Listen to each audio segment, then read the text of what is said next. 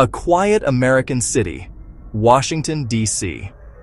On November 26, 2025, gunfire shattered the calm. Two National Guard members, 20-year-old Sarah Beckstrom and 24-year-old Andrew Wolf, were ambushed while on patrol. Both were critically wounded and rushed to nearby hospitals.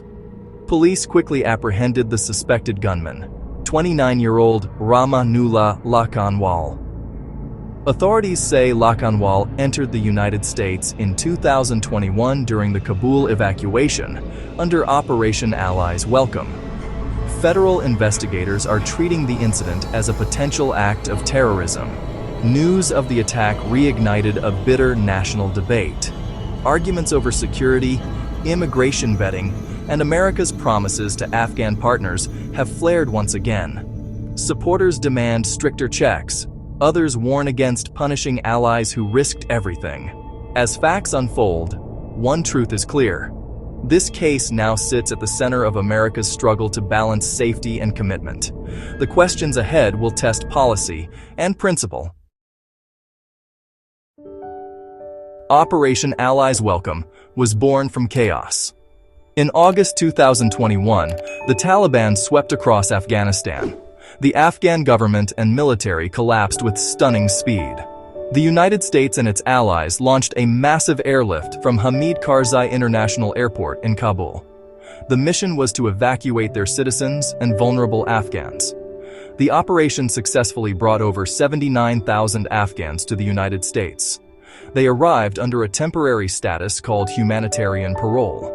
This status allowed them to enter the country quickly, with the promise of a pathway to more permanent residency later on. The vetting process for these evacuees was a significant challenge. It was conducted under extreme time pressure and in difficult conditions. Officials from the Department of Homeland Security, the FBI, and intelligence agencies worked around the clock. They screened evacuees at transit points in countries like Qatar and Germany.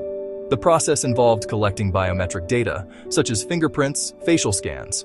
It also included cross-referencing names against various government watch lists. The scale and speed of the operation were unprecedented. In 2022, the DHS Office of Inspector General released a critical report. The report found gaps, including missing information in some case files, and concluded DHS could not be certain it had properly screened all evacuees. The Washington, D.C. shooting acted as a catalyst. In its immediate aftermath, President Donald Trump issued a strong statement. He called for a complete revetting of all Afghans who arrived during the 2021 evacuation. Citing the Inspector General's report and the recent violence, he argued the original screening was dangerously flawed.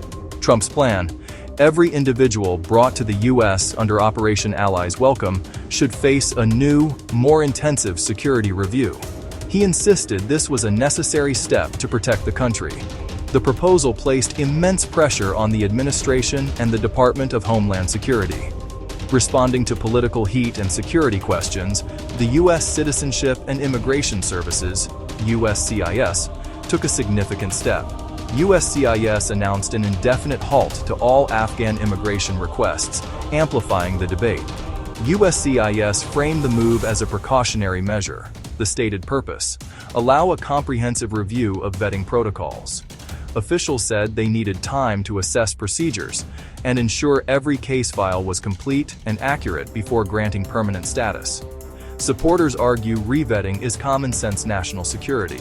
A conservative think tank analyst said, "We have a duty first and foremost to the safety of Americans.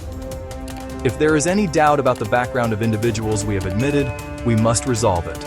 Opponents call the revetting order and USCIS suspension a political maneuver that punishes tens of thousands of people for the alleged actions of one person. The debate over revetting has exposed deep divisions across American society. Veterans groups in particular are torn. Many veterans feel a profound sense of obligation to interpreters, guides, and security partners who served alongside them. These men and women are our brothers and sisters in arms. We left them behind once. We cannot betray them again by treating them like criminals. Others worry the chaos allowed dangerous individuals to blend in with legitimate refugees. Our soldiers fought to keep threats away from our shores. We must be absolutely certain the evacuation didn't inadvertently bring those threats here. Afghan American and human rights groups say the plan creates fear and suspicion for people already coping with trauma. Evacuees are rebuilding their lives, working, paying taxes, integrating into their new communities. This policy puts thousands of lives in limbo. It sends a terrible message to allies. America's promises are temporary. The United States now stands at a difficult crossroads. The core dilemma is balancing a moral duty to allies with the fundamental responsibility to protect American citizens. The legal and diplomatic risks of mass revetting or deportations are significant, especially given humanitarian parole and due process concerns.